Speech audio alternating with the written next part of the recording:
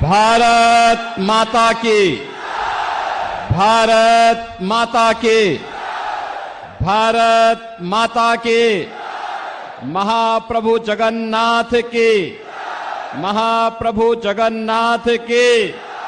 जय श्री राम, जय श्री राम।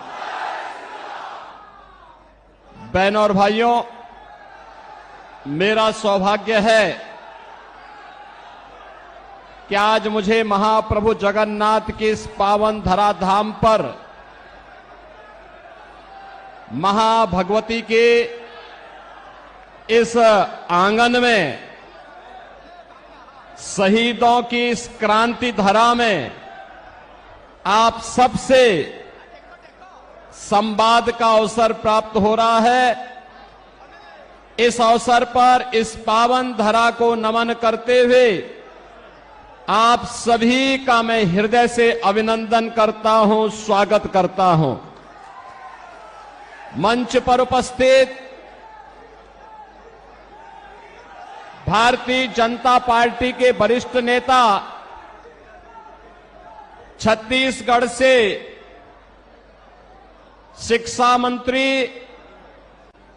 श्री बृजमोहन अग्रवाल जी, चिल्का के पूर्व एमएलए डॉक्टर विभूति भूषण हरिचंदन जी, भारतीय जनता पार्टी के राष्ट्रीय प्रवक्ता और पूरी पार्लियामेंट्री कॉन्स्टिट्यूएंसी से भारतीय जनता पार्टी के हमारे लोकप्रिय प्रत्याशी डॉक्टर संबित पात्रा जी, विधानसभा चिल्का के भारतीय जनता पार्टी के हमारे प्रत्याशी श्री पृथ्वीराज हरिचंदन जी, यहां के लोकसभा के संयोजक श्री शंकर परिदा जी, विधानसभा के प्रभारी विकास पटनायक जी, विधानसभा के संयोजक श्री दुष्यंत हरिचंदन जी, मंच पर उपस्थित श्री अमरेंद्र राणा सिंह जी, श्रीमती ज्योतिष्ना वहेरा जी और भारतीय जनता पार्टी के सभी पदाधिकारी के साथ साथ भारी संख्या में पूरी पार्लियामेंट्री कॉन्स्टिट्यूएंसी और चिल्का असेंबली से जुड़े हुए मेरे सभी उपस्थित बहनों और भाइयों, भगवान जगन्नाथ, बलभद्र और माता सुभद्रा की कृपा भूमि को कोटि कोटि नमन करते हुए मां भगवती के श्री चरणों में नमन करता हूं। आप सबका मैं हृदय से अभिनंदन करता हूं।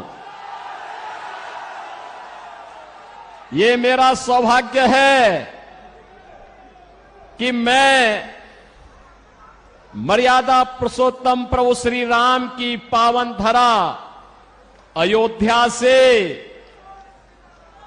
लीलाधारी भगवान श्री कृष्ण की पावन धरा मथुरा से आप सबका अभिनंदन करने के लिए आपके बीच में मैं आज यहां पर आया हूं। मैं सबसे पहले धन्यवाद दूंगा भारतीय जनता पार्टी के अपने प्रत्याशी डॉक्टर संबित पात्रा को, जिन्होंने पूरी किस पावन धरा पर मुझे आने का अवसर दिया। बहनों और भाइयों, पूरी हम सनातन धर्मावलंबियों के लिए एक पावन नगरी है। प्रारंभ से ही सप्तपुरियों में से एक हमारी जगन्नाथपुरी है और भगवान आदि शंकराचार्य ने भी जो 4 पीठ स्थापित किए हैं उनमें से पुरी एक है।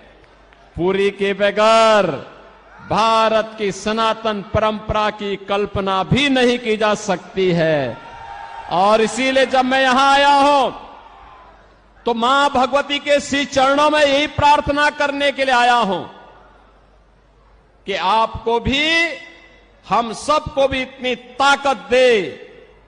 ताकत दे कि हम लोग डबल इंजन सरकार उड़ीसा के अंदर ला करके लैंड माफिया, सैंड माफिया, यहां के फॉरेस्ट माफिया, यहां के कैटल माफिया, इन सब को भी यूपी के बुलडोजर की तरह यहां पर भी उसका रास्ता बनाने का काम कर सके।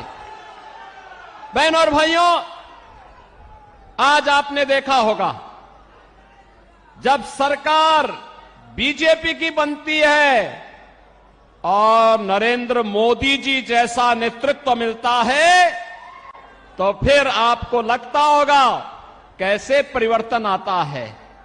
ये परिवर्तन आज आपको देश के अंदर देखने को मिल रहा होगा, लैंड के देश के ऊपर आज आपको देखने को मिलता होगा।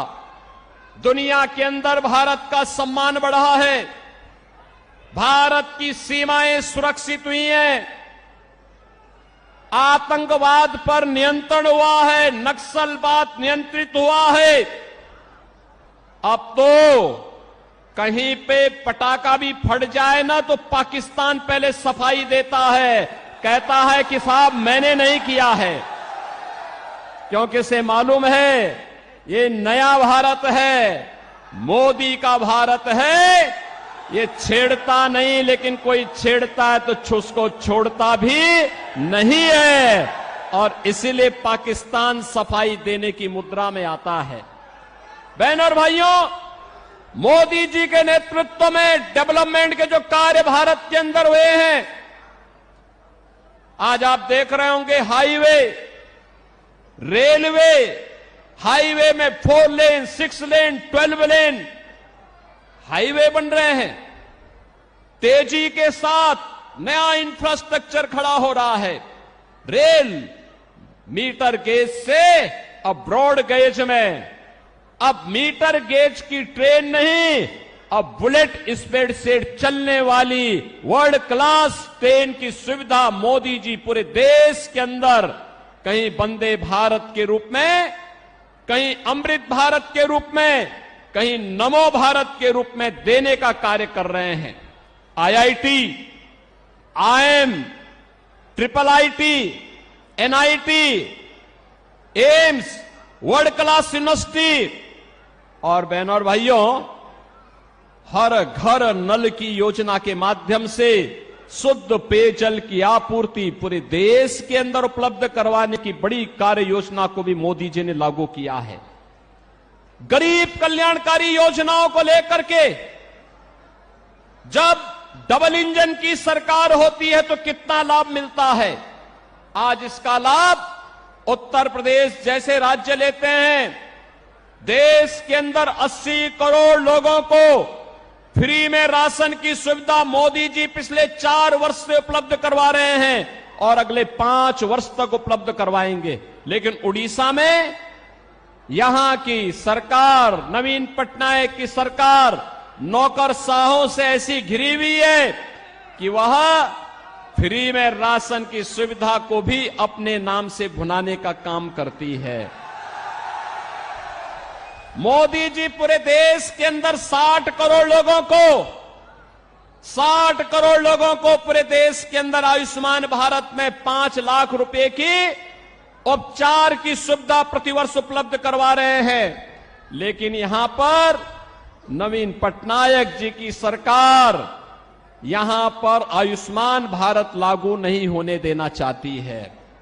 बहनों और भाइयों, आप देख सकते हैं किसानों को किसान सम्मान निधि, हर घर में शौचालय का निर्माण, घर घर में उज्ज्वला योजना के कनेक्शन और 4 करोड़ गरीबों के सिर को ढकने के लिए पीएम आवास की सुविधा देश के अंदर बिना भेदभाव के मिली है। आप देख सकते हैं मोदी जी ने 10 वर्ष में जो दिया है, इसमें किसी का चेहरा नहीं, जाति नहीं, मत नहीं, मजहब नहीं, क्षेत्र नहीं, भाषा नहीं, पूरे देश के अंदर सबका साथ और सबके विकास के भाव के साथ इन योजनाओं को देश के अंदर लागू करने का काम किया है। लेकिन आज भी कुछ लोग ऐसे हैं देश के अंदर, बहनों और भाइयों, जो रहते भारत के अंदर हैं, खाते भारत के अंदर हैं, लेकिन गाते पाकिस्तान का है। उनके द्वारा जाने अनजाने में ऐसी बातें कही जाती है, पाकिस्तान का राग अलापा जाता है। पाकिस्तान के बारे में, भारत के दुश्मनों के बारे में उनका महिमा मंडन के द्वारा किया जाता है। और मैं तो कहता हूं, जो पाकिस्तान का राग अलापते हैं, भारत के दुश्मनों का महिमा मंडन करते हैं, मैं उनसे कहता हूं, वे काई भारत के अंदर बोझा बने हुए हो, जाओ ना वहीं चले जाओ। अरे भारत तो 80 करोड़ लोगों को फ्री में राशन दे रहा है, और पाकिस्तान में 23 करोड़ की कुल आबादी वह भी भूख से तड़प रही है। 1 किलो आटा के लिए, 1 किलो गेहूं के लिए आज वे तड़पते हुए दिखाई देते हैं। जितनी पाकिस्तान की आबादी है, उससे बड़ी आबादी को मोदी जी ने 10 वर्ष में गरीबी रेखा से ऊपर उठा करके एक खुशहाल जीवन की ओर अग्रसर किया है। बहनों और भाइयों, मैं तो आज आपके पास आया हूं कहने के लिए, मोदी जी के नेतृत्व में सम्मान भी है, सुरक्षा भी है, विकास भी है, गरीब कल्याण भी है, और मोदी जी के नेतृत्व में विरासत का संरक्षण भी है। आप सोचो, अयोध्या में राम मंदिर का निर्माण कोई सोचता था? 500 वर्षों का इंतजार समाप्त हुआ, और आज आप अयोध्या में जाएंगे, बहनों और भाइयों, हमारी पुरी तो यहां पर भगवान जगन्नाथ पुरी तो पहले से पुरी है, और यहां पर क्या हुआ, नवीन पटनायक सरकार के संरक्षण में भगवान जगन्नाथ पुरी के मुख्य खजाने की चाबी ही यहां गुम हो गई है। भगवान के खजाने में भी ये डकैती डाल दे रहे हैं। यानी केवल लैंड माफिया और सैंड माफिया ही नहीं है, अब भगवान के खजाने में भी ये लोग सेंध लगा रहे हैं। और आप आइए थोड़ा अयोध्यापुरी, अयोध्यापुरी में आप आएंगे, आपको प्रभु राम के समय की अयोध्या, चमकती हुई अयोध्या दिखाई देगी, चमकती हुई अयोध्या दिखाई देगी। आज वहां गुलामी के सारे ढांचे हट गए हैं, अब कोई वहां पर गुलामी की बात नहीं कर सकता है। अब तो अयोध्या में जय श्री राम के ही नारे लगते हैं। क्या नारे लगते हैं? जय श्री राम का। बहनों और भाइयों, जय श्री राम का जो ये नारा है ना, आज ये पूरे देश के अंदर गूंज रहा है। मैं तो आपसे अपील करने के लिए आया हूं, मैं आपसे अपील करने के लिए आया हूं। देश के अंदर 5 चरणों के चुनाव संपन्न हो चुके हैं, और छठे चरण में आपको भी 25 मई को चुनाव करना है। बहनों और भाइयों, मैं पूरे देश के अंदर अब तक 12 राज्यों का दौरा किया हूं, और 12 राज्यों के दौरे के बाद मैं कह सकता हूं पूरे देश के अंदर एक ही नारा गूंज रहा है, एक ही स्वर से सारे लोग बोल रहे हैं, और वह बोलना है, वह है फिर एक बार मोदी सरकार, फिर एक बार, फिर एक बार, और अब की बार 400 पार, अब की बार 400 पार। तो 400 पार की जब बात होती है तो यहां पर बीजू जनता दल को तो चक्कर आने लगता है। 400 पार, 400 पार कैसे होगा? क्योंकि वह तो यहां की 21 सीटों पर ही चुनाव लड़ रहे हैं। कैसे होगा मुझे बताओ। क्या ये लोग सरकार बना पाएंगे क्या सेंटर में? कभी नहीं बना सकते। तो उनको जिता के करेंगे क्या? वे नहीं कर सकते। और जनता जनार्दन से जब हम पूछते हैं कि भाई 400 पार क्यों, तो कहते हैं, पूरे देश के अंदर एक ही नारा गूंजता है, वो कहते हैं जो राम को लाए हैं, जो राम को लाए हैं हम उनको लाएंगे, जो राम को लाए हैं हम उनको लाएंगे। और पूरे देश के अंदर जश्न है। आज आपने अयोध्या में देखा होगा, 500 वर्षों के बाद, 5 सदी के बाद प्रभु राम ने अपना जन्मोत्सव भी अयोध्या में अपनी जन्मभूमि में मनाया है और होली भी वहां पर खेली है। बहनों और भाइयों, एक नया भारत अपनी विरासत और विकास की यात्रा को लेकर के चल रहा है।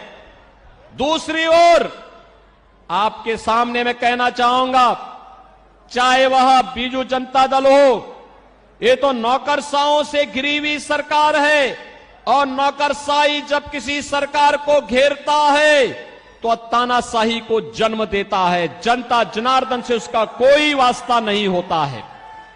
वहां पे भ्रष्टाचार पनपता है, गरीब के हक पर डकैती पड़ती है, वहां पे लैंड माफिया, सैंड माफिया और प्रशासनिक तंत्र पूरी तरह विफल हो चुका होता है।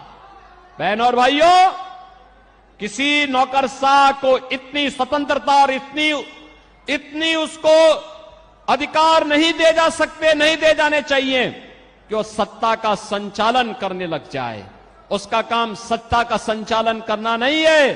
सत्ता का संचालन संसदीय लोकतंत्र में जनता के द्वारा चुने गए जनप्रतिनिधियों के माध्यम से ही होना चाहिए। वही सही लोकतंत्र का प्रतीक है। और इसीलिए मैं आपके पास आया हूं आपसे कहने के लिए कि बहनों और भाइयों, एक और यहां की सरकार नौकरशाहों से घिर करके उड़ीसा के भावनाओं के विपरीत आचरण कर रही है। उड़िया परंपरा और संस्कृति को पूरी तरह माखोल उड़ाने का काम कर रही है। उड़िया परंपरा को पूरी तरह अपमानित करने का काम कर रही है।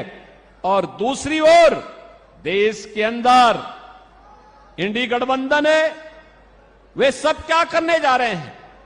उनके द्वारा जिस प्रकार का कार्य किया जा रहा है, और मैं तो आज धन्यवाद देना चाहूंगा कोलकाता हाई कोर्ट को, जिसने टीएमसी की सरकार के द्वारा 2010 से लेकर के लगातार मुस्लिमों को ओबीसी की जातियों में जबरन शामिल करके उन्हें ओबीसी के आरक्षण में घुसपैठ करने का एक षड्यंत्र किया था। कोलकाता हाई कोर्ट ने एक महत्वपूर्ण फैसले में टीएमसी के सरकार के इन सभी फैसलों को पलट के कहा कि नहीं, भारत के अंदर धर्म के आधार पर आरक्षण नहीं हो सकता। आरक्षण पर बाबा साहब भीमराव अंबेडकर का जो मंतव्य है वो अंतिम मंतव्य है। हमें उसका संविधान की उन भावनाओं का पालन करना चाहिए। बहनों और भाइयों, धार्मिक आधार पर आरक्षण यह भारत की संविधान की मूल भावनाओं के विपरीत है। अनुसूचित जाति, जनजाति और पिछड़ी जाति के लोगों को ही आरक्षण का लाभ मिलना चाहिए और वह भी भारतीय मूल के होने चाहिए। लेकिन ये कांग्रेस हो, टीएमसी हो, बीजेडी हो, ये जितने भी दल हैं, ये तुष्टीकरण की पराकाष्ठा पे चढ़ करके कभी स्वामी लक्ष्मणानंद जी के हत्यारों को संरक्षण देने का काम करते हैं, कहीं पर ये लोग अनुसूचित जाति, जनजाति और पिछड़ी जाति के आरक्षण के अधिकारों पर घुसपैठ करना चाहते हैं। इनके मैनिफेस्टो को अगर आप देखेंगे, आपको भी लगेगा ये मैनिफेस्टो भारत के किसी राष्ट्रीय दल के या किसी दल के हैं। आश्चर्य होता है, ऐसे लगता है जैसे किसी मुस्लिम लीग का मैनिफेस्टो हो। इनके द्वारा लगातार भारत की भावनाओं के विरुद्ध आचरण करने का प्रयास हो रहा है। इनके द्वारा जिस प्रकार की बातें कही जाती हैं, वरासत टैक्स की वकालत की जाती है। बहनों और भाइयों, इसको स्वीकार नहीं किया जाना चाहिए, कतई स्वीकार नहीं किया जाना चाहिए। चाहे वह कांग्रेस हो, टीएमसी हो, बीजेडी हो या फिर इंडी गठबंधन से जुड़ा हुआ कोई भी अन्य घटक हो, ये पूरी तरह भारत विरोधी आचरण इन लोगों का है। इनकी नीतियां आतंकवाद को, नक्सलवाद को बढ़ावा देने वाला है, मतांतरण को बढ़ावा देने वाला है, अराजकता को, भ्रष्टाचार को बढ़ावा देने वाला है, गरीब के हक पर डकैती डालने वाला है। और इसलिए भारतीय जनता पार्टी आपके पास आई है। मोदी जी के नेतृत्व में पूरे देश के अंदर भारतीय जनता पार्टी के पक्ष में जो लहर है, अब वो सुनामी बन चुकी है। और आप देखना 4 जून को जब परिणाम आएंगे, तो 4 जून के परिणाम में अब की बार 400 पार का लक्ष्य पूरा होगा। मैं बहनों और भाइयों, आप सबसे अपील करूंगा, यहां पर संबित पात्रा हमारे लोकसभा के लिए भारतीय जनता पार्टी के कैंडिडेट के रूप में आपके बीच में हैं, और मैं तो आपसे अपील करूंगा, संबित पात्रा को यहां से मेंबर ऑफ पार्लियामेंट जिता करके भेजिए।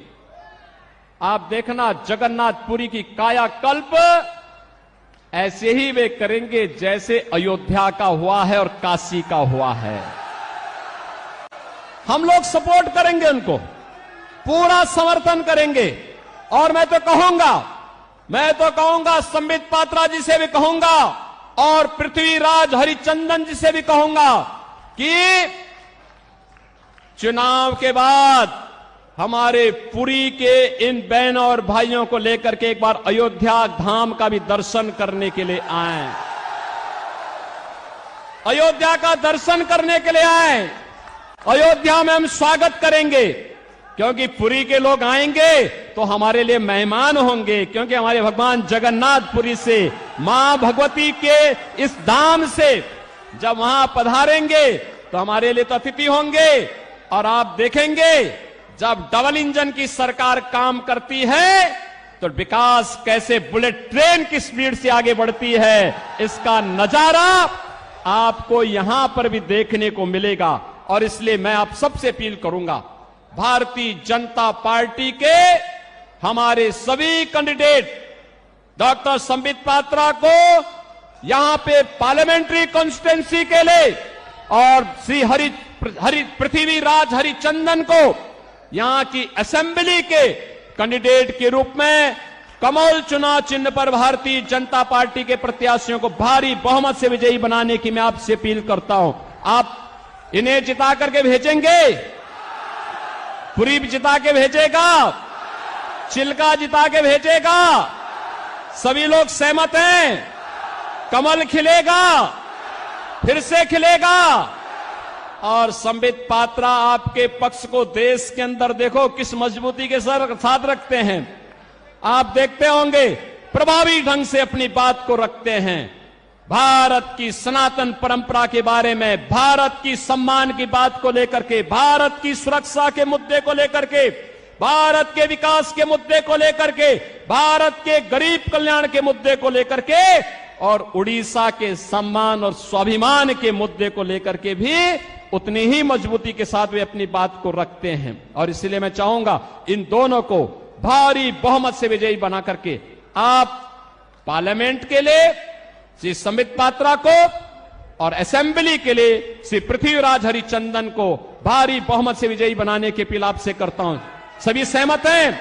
मेरे साथ बोलेंगे, भारत माता की, भारत माता की, भारत माता की, भगवान जगन्नाथ की जय जगन्नाथ, जय जगन्नाथ, जय श्री राम, जय जय श्री राम।